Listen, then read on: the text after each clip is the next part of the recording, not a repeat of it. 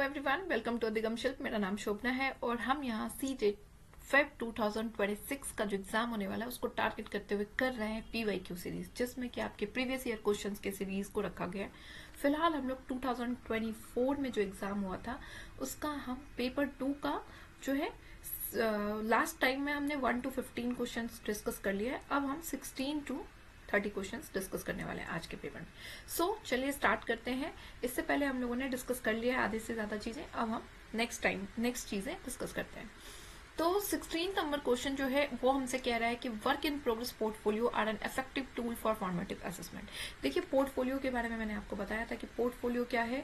ये एक फाइल होता है जिसमें कि मैंने लास्ट क्लास में आपको बताया हुआ था इवैल्यूएशन के टॉपिक्स में कि एक फाइल होता है, और इस फाइल में क्या होता है कि आप जो है बच्चों बीइंग अ टीचर, बच्चों के मतलब जिस स्कूल में बच्चे इनरोल्ड है उनमें स्कूल में बच्चों का फाइल बनता है, हर एक पर्टिकुलर बच्चों का।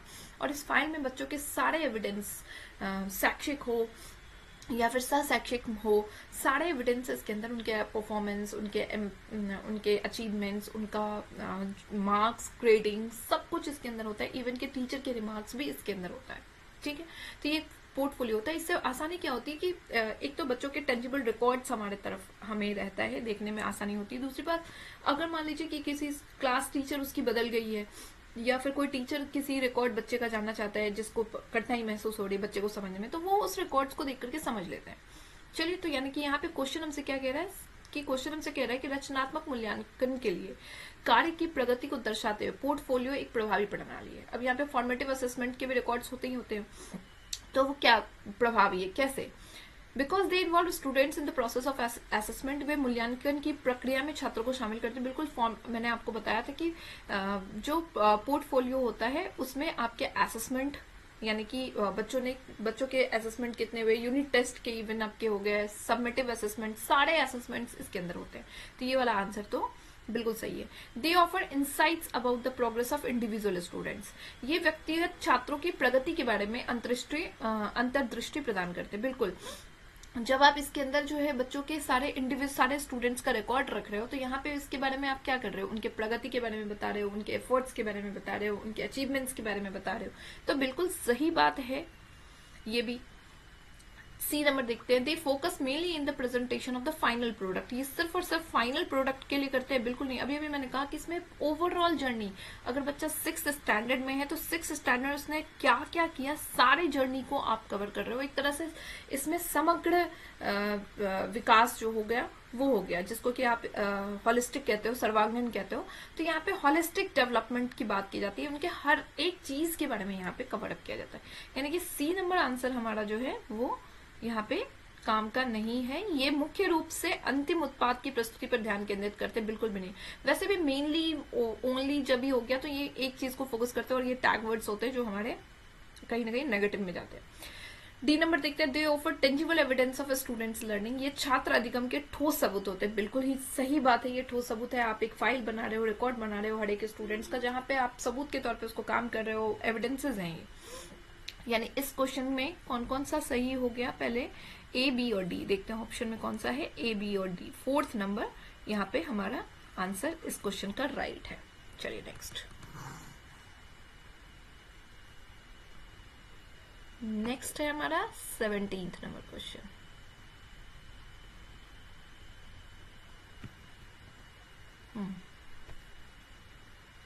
सेवनटीन्थ नंबर क्वेश्चन हमसे क्या कह रहा है? 17th नंबर क्वेश्चन हमसे कह रहा है, which of the following describe a mastery goal orientation. Mastery goal क्या होता है ये एक बार हम जानते हैं। मास्टरी गोल होता है आपका, ये बच्चे जो होते हैं ना, जब अपने स्किल्स आपके जो है इम्प्रूव करते हैं अपने स्किल्स के लिए। कि मान लीजिए किसी बच्चे के अंदर जो है कोई चीज है कि मुझे लैंग्वेज सीखना है, तो यहाँ पे वो क्या कर रहे हैं, उसके अंदर ये चीज आई। सबसे पहले बात आंतरिक है, ये आंतरिक मोटिवेशन उसके अंदर आया, और इस आंतरिक प्रेरणा की वजह से वो क्या कर रहे हैं, कोई चीज, वो कोई स्किल्स हो गया, कोई विकास जो है किस तरह का, वो अपने अंदर जो है डेवलप कर रहे हैं। ठीक है, तो देखते हैं मास्टरी गोल ओरिएंटेशन इनमें से जो है कौन सा है जो लक्ष्य अभिविन्यास को वर्णन करता है। ठीक है, देखते हैं। Focus on achieving a certain level of performance for competing with others.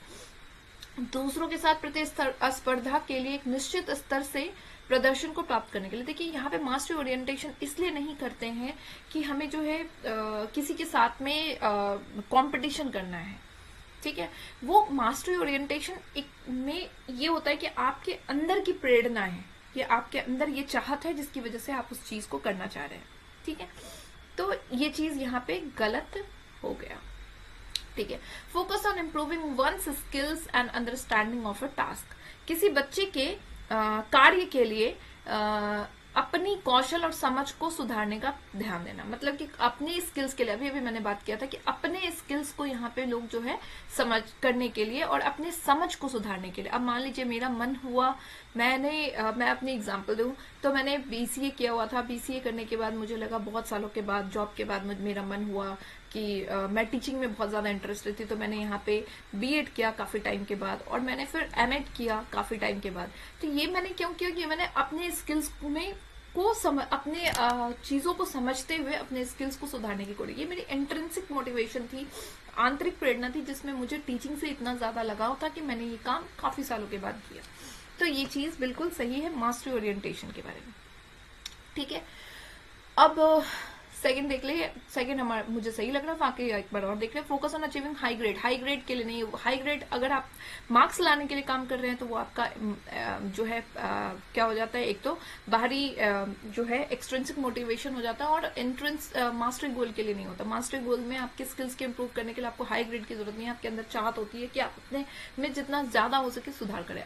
Punishment और फेलियर के लिए, अपमान से, डर से बचने के लिए ऐसा कुछ भी हम मास्टरी गोल ओरिएंटेशन में नहीं करते। हम अपने स्किल्स को कुल मिलाकर के यहाँ पे क्या करते हैं, मास्टरी गोल में अपने कौशल को सुधारते हैं और अपने समझ को सुधारने का प्रयास करते हैं, ठीक है। अपने आप में बेहतरी करने के लिए काम करते हैं यहाँ पे, ठीक है। तो इस क्वेश्चन का आंसर सिंपली हमारा आंसर नंबर 2 है। चलिए नेक्स्ट क्वेश्चन की तरफ हम मूव करते हैं। Next 18th number question. 18th number question हमसे क्या कह रहा है, which of the following best describe the role of teacher in progressive education.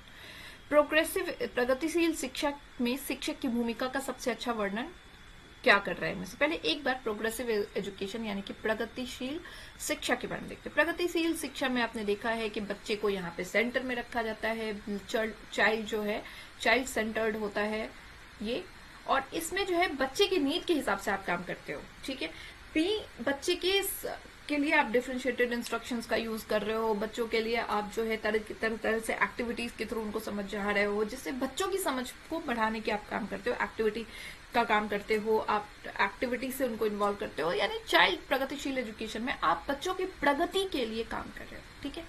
अब बीइंग अ टीचर यहाँ पे क्या होगा, आपका काम क्या होगा, आप टीचर के तौर पे आप क्या करते हो, आप टीचर के तौर पे आप यहाँ पे फैसिलिटेटर का काम करते हो, यानी बच्चों को आप क्या करते हो, उनको समझ को फैसिलिटेट करने का उनको कोशिश करते हो, ठीक है। चलिए देखते हैं ऑप्शन में, the teacher is primary source of knowledge and authority in the classroom. शिक्षक कक्षा में ज्ञान और प्राधिकार का प्राथमिक स्रोत है। देखिए अथॉरिटेटिव जो होता है ना, जो कि जो कमांड में रखता है बच्चों को, या फिर अथॉरिटेटिव का मतलब हो गया कि आप बच्चों अपनी अथॉरिटी आपने ले रखी है, अपना कमांड ले रखा है, आपके हिसाब से चीजें चल रही। तो बीइंग अ टीचर आपको प्रगतिशील कक्षा में कभी भी इस नियम का पालन नहीं करना है, क्योंकि यहाँ पे जब आप बच्चों को चाइल्ड सेंटर में रख रहे हो तो आप उसमें अथॉरिटेटिव कैसे बन सकते हो, नहीं बन सकते, वरना बच्चा तो डर जाएगा। आप उसको डांट दोगे, आप वैसे नहीं होगा। बच्चे को 4 बार अगर नहीं समझ आ रहा तो आप 4 बार में उसको बताइए, 4 अलग तरीके से बताइए, जो तरीका उसको समझ आता है वो तरीका आपको समझाना है, ठीक है। यहाँ पे ये चीजें गलत है। नेक्स्ट कह रहा है the teacher provides diverse material. बिल्कुल सही बात है, टीचर का काम यहाँ पे क्या है, विविध सामग्री, diverse differentiated instruction, diverse material provide करने का काम करना है, विविध सामग्री का प्रदान करना है। And children to experiment and provide scaffolding when required. बिल्कुल सही बात है, आवश्यकता पड़ने पर आलंबन आपको प्रदान करना है। एक टीचर का काम क्या है, यहाँ पे फैसिलिटेटर का काम है। फैसिलिटेट करने का मतलब क्या हुआ, आपको जरूरत पड़ा तो आपने स्कैफोल्डिंग यानी कि आलंबन प्रदान किया बच्चों को, ताकि वो अपना कार्य आगे खुद प्रवाह कर सके, ठीक है। सेकेंड नंबर क्वेश्चन यहाँ पे सही लग रहा है, बाकी भी ऑप्शन एक बार चेक कर लेते हैं। The teacher responsible for ensure strict adherence to curriculum standards यहाँ पे बच्चों को कड़ाई पाठचर्या मानकों पर कड़ाई से पालन बिल्कुल भी नहीं। आपको कड़ाई जो है स्ट्रिक्टली कोई भी चीज को फॉलो नहीं करना। जब आप स्ट्रिक्टली नियम को फॉलो करते हैं और स्ट्रिक्ट माहौल रखेंगे तो बच्चे आपसे डर जाएंगे। जब बच्चे डर जाएंगे तो वो चीजों को समझने से, पूछने से हिचकिचाएंगे।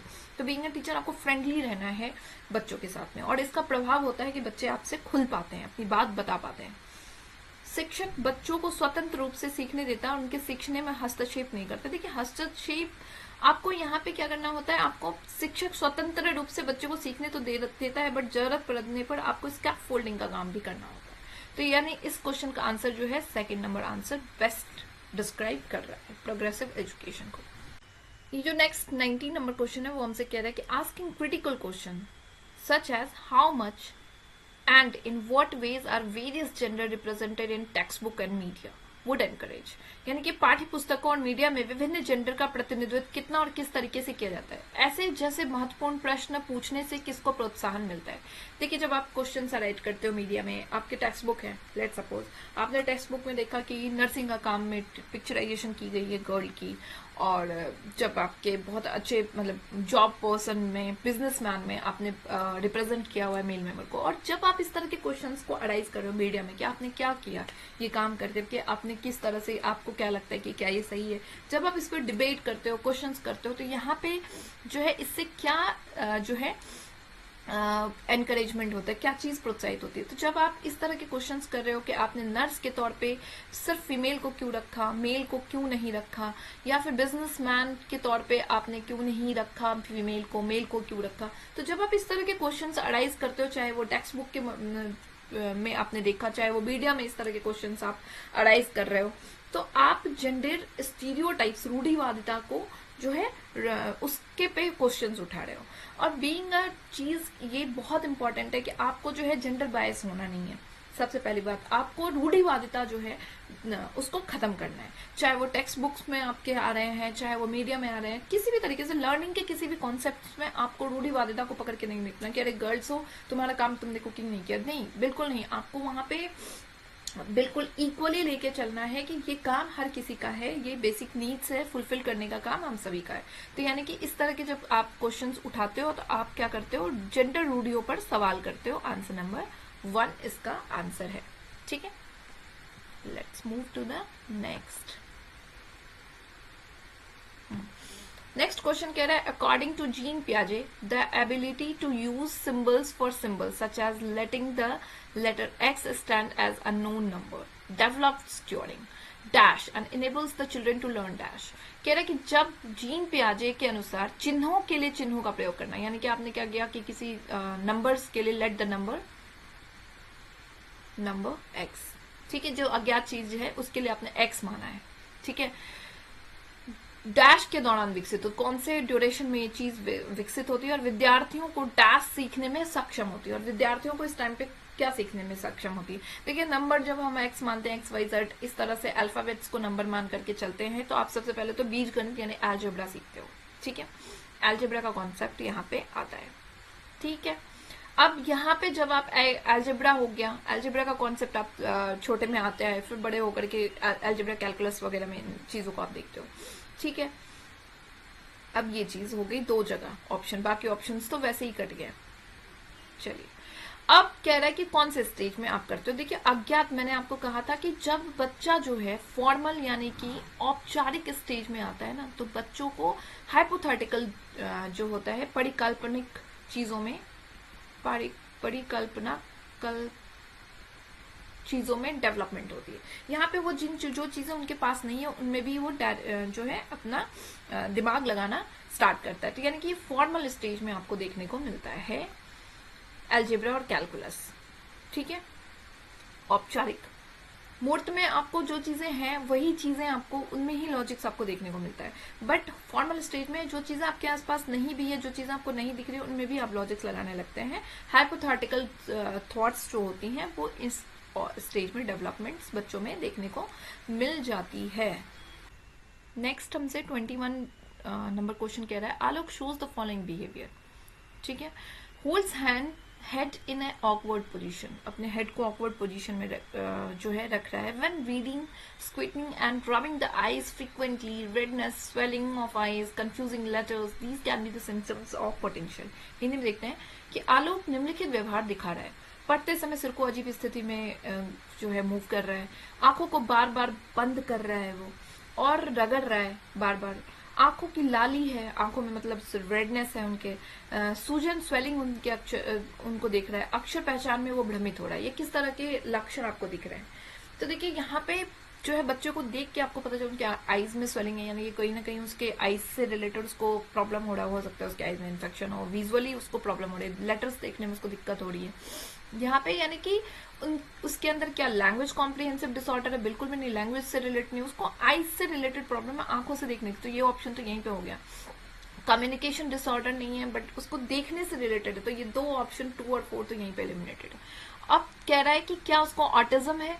देखिए ऑटिज्म अगर होता तो उसके आईज में स्वेलिंग नहीं होती, रेडनेस नहीं होती। यहाँ पे सिर्फ और सिर्फ यहाँ पे बात कर रहा है कि जब वो लेटर्स को पढ़ रहा है, देख रहा है, उसके आंखों में सबसे पहले आप देख रहे हो वो आंखों को बार बार बंद कर रहा है, रगड़ रहा है। अगर ऑटिस्टिक बच्चा होता है तो वो सोशल इंटरेक्शन में दिक्कत होती है उनको, वहां पे शुरू से उनको होती है। बट अभी इस वक्त पे आप देख रहे हैं कि इस बच्चे में ऑकवर्ड पोजीशन आप अभी देख रहे हो कि वो अपने हेड को अजीब स्थिति में घुमा रहा है, आंखों को बार बार बंद कर रहा है, आंखों को रगड़ रहा है, और सूजन भी है, यानी कि उसको विजुअली जो है देखने में उसको प्रॉब्लम है, दृष्टि संबंधी समस्या ये है।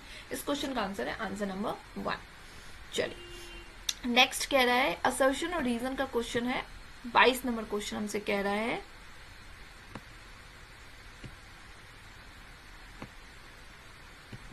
22 नंबर क्वेश्चन हमसे क्या कह रहा है कि 22 नंबर क्वेश्चन कह रहा है कि एक असर्शन और रीजन है और इंक्लूसिव क्लासरूम की यहाँ पे बात की गई है कि इंक्लूसिव क्लासरूम में जो है adaptation should be the made in learning goals, pedagogical strategy as well as assessment. कह रहा है कि एक समावेशी कक्षा में सीखने के लक्ष्यों, शैक्षणिक रणनीतियों के साथ साथ आकलन में अनुकूलन किया जाना चाहिए। जब आप इंक्लूसिव क्लासरूम में जा रहे हो तो इंक्लूसिव क्लासरूम में जाने का मतलब ये है कि आप यहाँ पे क्या कर रहे हो, सभी तरह के बच्चों को जो है वेलकम कर रहे हो क्लासरूम में। जब आप सभी तरह के बच्चों को वेलकम कर रहे हो तो यहाँ पे जो है आप क्या कर रहे हो, समावेश कर रहे हो चीजों को।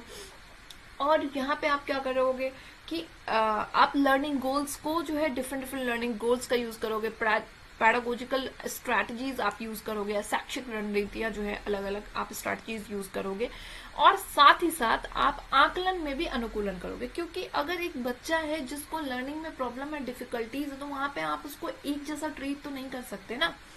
जब आप एक जैसा ट्रीट करेंगे वो डिमोटिवेट होगा। तो जब आप उसको पढ़ाने में अलग तरीके से ट्रीट कर रहे हो तो आप उसके आकलन में भी अलग तरीके से ट्रीट करोगे। जब आप डिफरेंशिएटेड इंस्ट्रक्शन का यूज कर रहे हैं, उसको अलग तरीके से पढ़ा रहे हैं, तो वहां पे आपको आकलन में भी क्या करना है, वहां पे थोड़ा सा आपको फ्लेक्सिबल होना है।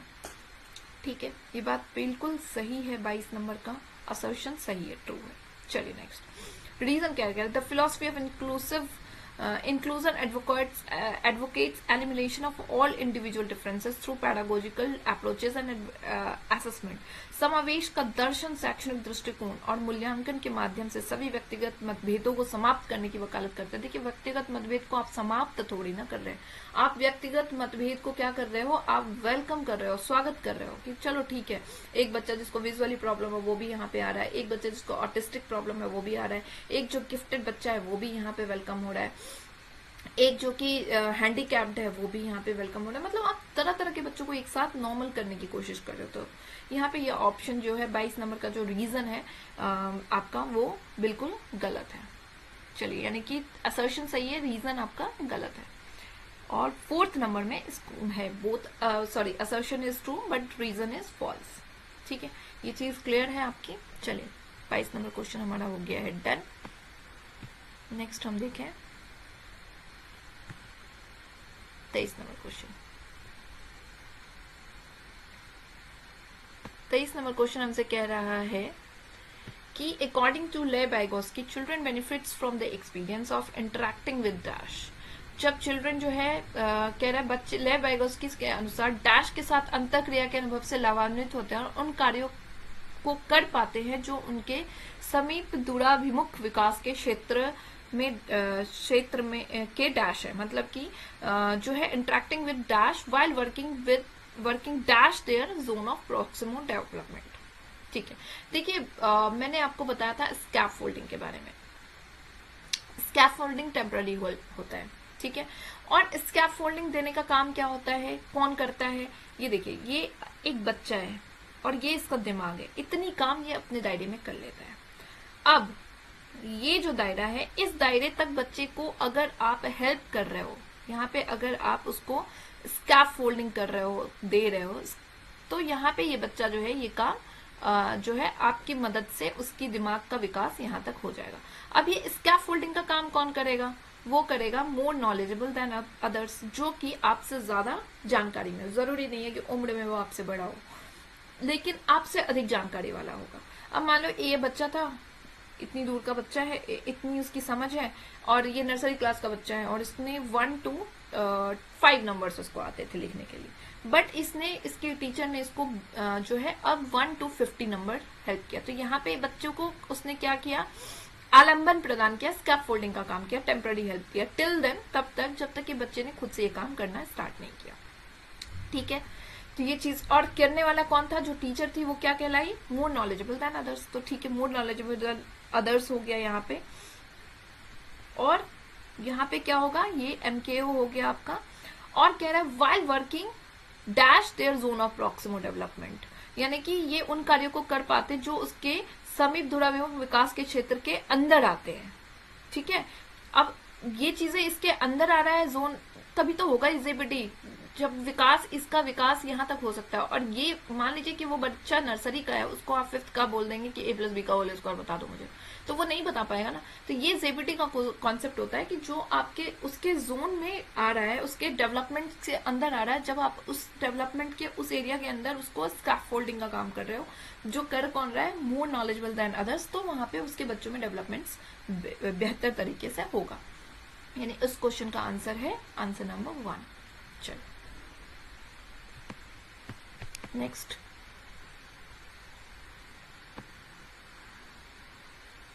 हमारा 24th नंबर क्वेश्चन, जो कि हमसे क्या कह रहा है? अरे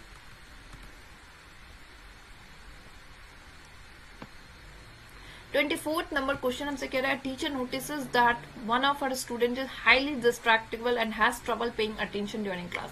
एक बच्चा है जो बहुत ज्यादा डिस्ट्रैक्टिव माइंड का है, ठीक है, विचलित रहता है, अत्यधिक विचलित है, और कक्षा के दौरान जो है परेशानी करता है। Which of the following strategy would be an effective teaching strategy helping the students to stay focused? इनमें से कौन सा स्ट्रैटेजी जो है एक टीचर जो है यहाँ पे लगाएगा, जो कि उसके लिए एक प्रभावी रणनीति होगी? क्या giving the students repeated task to do during class? अब आप बच्चा जब बहुत ज्यादा डिस्ट्रैक्टिव माइंड का, आप उसको रेपिटेड एक काम वो करके आया हुआ है, या उसने क्लास में कर लिया, उसको बोलोगे आप 2 बार करो, 3 बार करो, वो और ज्यादा परेशान हो जाएगा, उसका दिमाग ही कम बोलेगा भाई मैं नहीं कर रहा, और डिस्ट्रैक्टिव माइंड का हो जाएगा, वो इरिटेटेड हो जाएगा। तो ये वाला रणनीति तो आप करोगे नहीं, बार बार एक ही कार्य देने का काम नहीं करोगे। Strictly telling the students to increase their attention span, आप बार बार बच्चों को स्ट्रिक्टली बोलो काम करो, बैठे रहो, और बच्चों को ये सब चीजें, स्ट्रिक्टनेस वगैरह चीजें बच्चों को, छोटे बच्चों को आप कहाँ समझा पाएंगे, और स्ट्रिक्टली बीइंग अ टीचर आपको रहना भी नहीं है, तो ये वाली चीज भी नहीं है।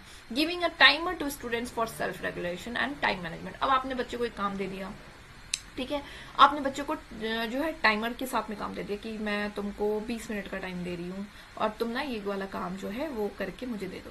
अब यहाँ पे क्या हुआ कि आपने उसको दिया कि ये वाला काम कर दो, तो वो सेल्फ रेगुलेशन का काम छात्र को दे दिया, और जब वो वहां पे रहेगा तो वो अटेंटिव रहेगा, वो काम करने में उसके लिए जो है वो मतलब मुझे जल्दी से काम कर देना है। तो यहाँ पे आप जो है उसके डिस्ट्रैक्शन को थोड़ा अवॉइड, मतलब आप देखेंगे कि वो काम के प्रति थोड़ा सा संलग्न हो जाएगा। ठीक है, 3rd नंबर ऑप्शन काम का लग रहा है। Calling the parents and taking strictly disciplinary action, आप बच्चों को, जब आप क्लास में, आपका बच्चा जब आपके क्लासरूम में है, तो यहाँ पे आपको क्लासरूम में टीचर काम करेंगे, घर का काम पेरेंट्स का है। क्लासरूम में आपको बच्चों को डिसिप्लिन सिखाना, बच्चों को पोलाइटली कैसे हैंडल करना, ये आपका काम है। तो यहाँ पे पेरेंट्स का कोई रोल प्ले नहीं करता। बच्चा घर पे काम नहीं कर रहा है, होमवर्क नहीं करके आ रहा है, इन दैट केस आप बच्चों को टीचर्स पेरेंट्स से इंटरेक्ट करते हैं, उनकी स्ट्रैटेजीज जानने की कोशिश करते हैं, उनका वो सब अलग चीज है, बट यहाँ पे आपको क्लासरूम की बात हो रही है, यानी 3rd नंबर ऑप्शन इस क्वेश्चन का आंसर है। नेक्स्ट 25th नंबर क्वेश्चन जो है वो हमसे क्या कह रहा है?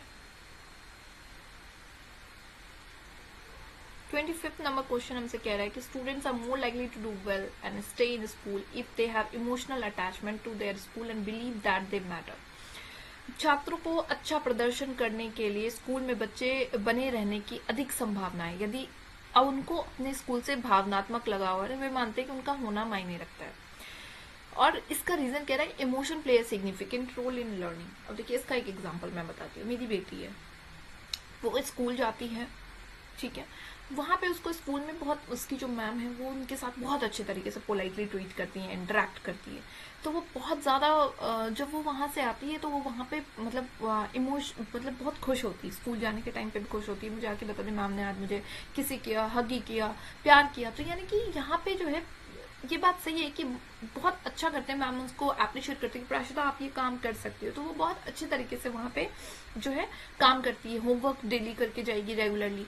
तो यानी कि ये बात बिल्कुल सही है कि बच्चे जो है अच्छा प्रदर्शन करने और स्कूल में बने रहने की अधिक संभावना होती है जब स्कूल से भावनात्मक लगाव होता है। स्कूल में अगर बच्चे को आप थप्पड़ मार करके काम कर रहे हैं तो वो स्कूल जाना पसंद नहीं करेगा, बट आप जब पोलाइटली उसके साथ ट्रीट करते हो तो वहां पे बच्चा जो है आपको स्कूल में इमोशनल अटैच्ड होता है और उसको लगता है कि उसका एग्जिस्टेंस है यहाँ पे, उसके जो टीचर है वो उससे प्यार करते, तो उसको स्कूल जाना बर्डन सा नहीं लगता। बिल्कुल सही है असर्शन। रीजन क्या कह रहा है कि इमोशन यानी कि भावना जो है वो बहुत अहम भूमिका निभाती है सीखने में। बिल्कुल सही बात है।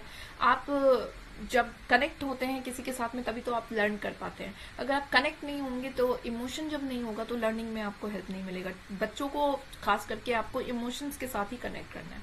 तो ये दोनों असर्शन और रीजन बिल्कुल सही है और आर जो है वो करेक्ट एक्सप्लेनेशन है। ए का फर्स्ट नंबर इसका सही उत्तर है।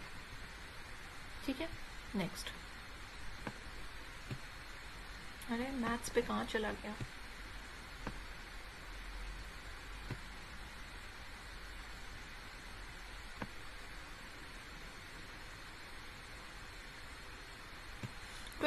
नंबर क्वेश्चन हमसे क्या कह रहा है, which of the following is the core principle of constructivist learning theory. Constructivist जो होते हैं आपके संरचनावादी, उनके हिसाब से इनमें से कौन सा जो है सबसे अच्छा आपका जो है वो लर्निंग थ्योरी है।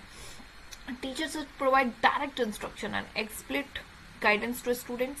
शिक्षकों के छात्रों को प्रत्यक्ष निर्देश और स्पष्ट मार्गदर्शन प्रदान कर रहे थे कि कंस्ट्रक्टिविस्ट कभी भी ये नहीं कहते कि टीचर को स्ट्रिक्ट एकदम जो वो करना है। बच्चों को एक्टिव कंस्ट्रक्टर मानते हैं, बच्चों को वो कहते हैं बच्चे अपना स्वयं निर्माण करते हैं। तो ये बात सही नहीं है। नेक्स्ट कह रहा है learning occurs when the students received correct answer and feedbacks from teachers. Learning तभी होगा जब बच्चों को करेक्ट आंसर मिलेगा। देखिए बच्चा जो है ना वो सीखता है और हमें भी पता है कि हम गलतियों से ही सीखते हैं। तो आपको बिल्कुल सही, आप बच्चा हो सकता है आप जब 2+2 का एडिशन देंगे तो बच्चा 1 भी बोल सकता है, 2+2 का एडिशन जब आप देंगे तो बच्चा 3 भी बोल सकता है। बट यहाँ पे आपको चीजों को समझाना, बीइंग अ टीचर आपको स्कैफ फोल्डिंग का काम करना है। आप बच्चों को ऐसे बताएंगे 2 ये हो गया प्लस 2 चॉकलेट्स आपको और मिल गए तो आपके पास कितना हुआ। यहाँ पे आपको बच्चों को ये नहीं कहना भाई तुमने ये क्यों किया, 1 क्यों कहा। आपको बच्चों को क्या करना है, आपको तरीके के साथ में सिखाना है। तो ये बात भी बिल्कुल गलत है। Student construct their own knowledge, बिल्कुल सही बात है। अभी मैंने कहा थ्रू एक्टिव एंगेजमेंट, अब एक्टिवली आप एंगेज कर रहे हैं विद देयर एनवायरनमेंट। आपने बच्चों को जो है क्या किया, 2 चॉकलेट्स यहाँ पे ला करके दे दिए, फिर उसके फ्रेंड्स से आपने बोला कि दो और चॉकलेट्स दे दिए, अब तुम्हारे पास कितने हैं। तो यहाँ पे बच्चा खुद करेगा अरे मेरे पास तो 4 चॉकलेट्स हैं, और उसने इस तरीके से एक्टिवली जब वो एंगेज हुआ एनवायरनमेंट के साथ में तो बहुत अच्छी तरीके से उसने सीखा। थर्ड नंबर ऑप्शन बिल्कुल सही है। छात्र अपने पर्यावरण के साथ सक्रिय संलग्नता के माध्यम से ज्ञान का निर्माण करते हैं।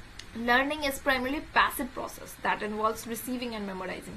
देखिए एक निष्क्रिय प्रक्रिया लर्निंग कभी भी नहीं है। एक्टिव कंस्ट्रक्टर के हिसाब से वो एक जो है आपका एक्टिव प्रोसेस होता है, और ये याद रखना और मेमोराइजेशन ये सब जो है एक्टिव कंस्ट्रक्टर मानते नहीं। वो कहते हैं बच्चा स्वयं अपना निर्माण करता है। यानी इस क्वेश्चन को बेस्टली आंसर जो डिस्क्राइब कर रहा है वो है आंसर नंबर 3।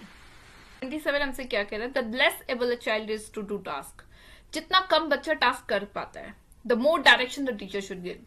यानी कि जितना काम कर पा रहा है बच्चा, ठीक है, टीचर को बीइंग अ टीचर आप उसको ज्यादा से ज्यादा स्कैफोल्डिंग का काम करेंगे, ठीक है, डायरेक्शन देने का काम करेंगे।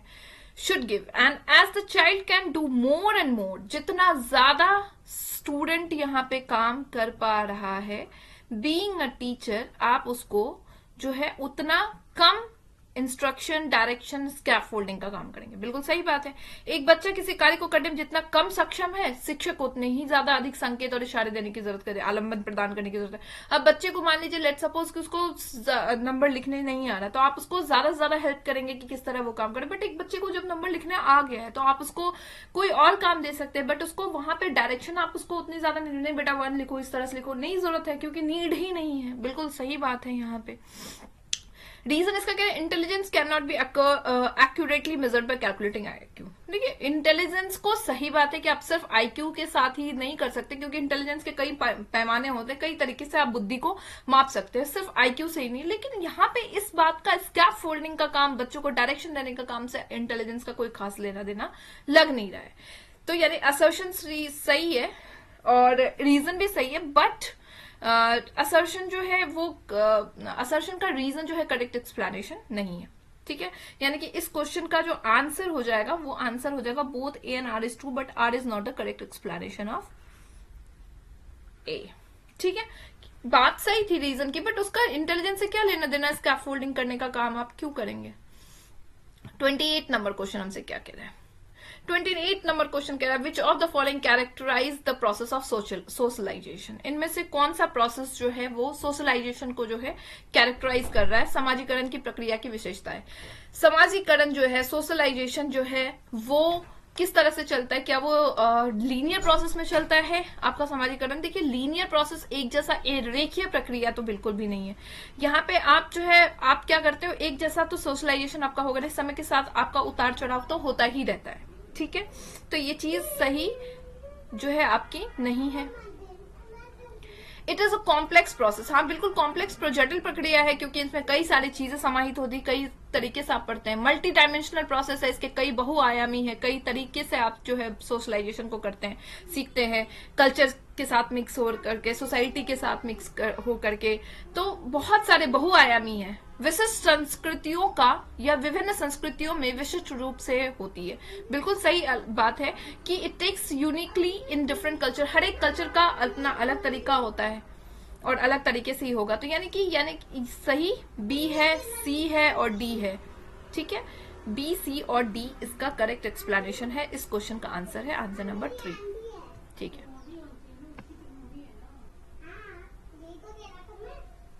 ठीक है, नेक्स्ट आपका हो गया 29 number. 29 number question, there is no objectivity definable moment when a child enters middle childhood और एडोलेसेंस।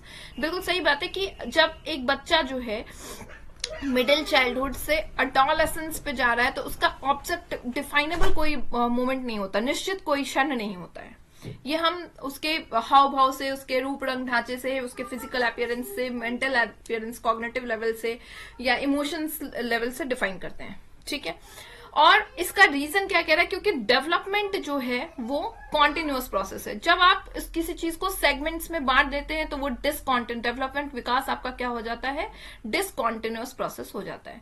और आप जब नहीं बांटते हैं, निरंतर चलने वाली प्रक्रिया होती है जब आप उसको किसी चीज में जो है बांटते नहीं है। तो बिल्कुल सही बात है। आप किसी के हाव भाव से बताते कि हाँ ये स्टेज आपने बाहर से डिसाइड कर रखा है हर एक जगह, बट यहाँ पे जो है क्या है कि आपका निश्चित तौर से कोई भी निश्चित क्षण नहीं होता जब कोई बच्चा मध्य बाल्यावस्था या किशोरावस्था में प्रवेश करता है।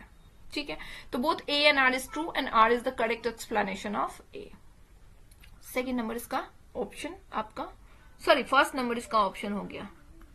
लास्ट 30 नंबर क्वेश्चन हमसे क्या कह रहा है कि elementary school teacher can strongly influence students development of academic self confidence by. एक एलिमेंट्री स्कूल, प्राइमरी स्कूल का जो टीचर है वो अपने स्टूडेंट्स को जो है एकेडमिकली जो है किस तरह से शैक्षणिक आत्म संप्रत्यय जो है, सेल्फ कॉन्फिडेंस, इनमें से किस ऑप्शंस के थ्रू वो बेहतर तरीके से दे सकता है। Keeping very low expectation from all students, अपने स्टूडेंट से वो बहुत ही कम अपेक्षाएं रखेगा। देखिए कम अपेक्षाएं रखेगा तो एनर्जी उसकी कम होगी, उसको जब वो सोचेगा ही नहीं कि बच्चे को जो है 1 से 50 तक पढ़ाना, तो वो फिर जब वो ये सोच ही नहीं रहा है तो फिर वो करेगा कैसे। तो ये चीज ऑप्शन एलिमिनेटेड है। Pushing autonomy and initiatives in students, students को स्वायत्ता की तरफ करना और उसके लिए जो है आपको क्या करना है, पहल दिखाना है। तो ये बात सही है, आपको बच्चों को ऑटोनॉमी स्वायत्ता की तरफ भेजना है कि 1 से लेकर के 50 तक पहले बच्चे के लिए आप सोचेंगे, फिर उसको वहां तक पहुंचाएंगे कि 1 से 50 तक बच्चा लिख पाए, फिर उसको आगे 1 से 100 तक लिखने के लिए स्वायत्ता की तरफ ले जाएंगे। तो आप इसके लिए इनिशिएटिव्स लेते हो, डिफरेंट डिफरेंट तरीके से आप बच्चों को एंगेज करते हो, इनिशिएटिव्स लेते हो, सही है ये बात। Rewarding autonomy and initiatives in students, आप बच्चों को रिवार्ड दे रहे हो और उसके पहल को पुरस्कृत कर रहे हो, सही है। बट रिवार्ड का जो है कॉन्सेप्ट वो कभी कभार के लिए सही है, हर एक समय आप रिवार्ड तो देते नहीं है। Keeping very low expectation from special students, विशेष छात्राओं को उससे बहुत कम उम्मीद रख रहे हो। जब आप कम उम्मीद रख रहे हो तो आप इंक्लूसिव समावेशी शिक्षा में उसको रख क्यों रहे हो, फिर आप रख नहीं रहे ना। आप बच्चों को इंक्लूसिव एजुकेशन में इसलिए रख रहे हो क्योंकि उनके से भी हाई एक्सपेक्टेशन आप रख रहे हो ताकि वो स्वायत्ता की तरफ मूव करें। तो इस क्वेश्चन का बेस्ट आंसर जो है वो आपका ऑप्शन नंबर 2 है कि आप उसको स्वायत्ता की तरफ ले जा रहे हो और उसके लिए आप उसके लिए पहल भी आप अपना रहे हो, ठीक है। Second number, so this is all for today. 30 question जो सीडीपी की थी वो डन हो गई है। सो वीडियो अगर अच्छी लगती है तो चैनल को लाइक शेयर एंड सब्सक्राइब जरूर करिएगा। मिलते हैं नेक्स्ट सेशन में नेक्स्ट वीडियोस के साथ में, तब तक के लिए bye bye and take care.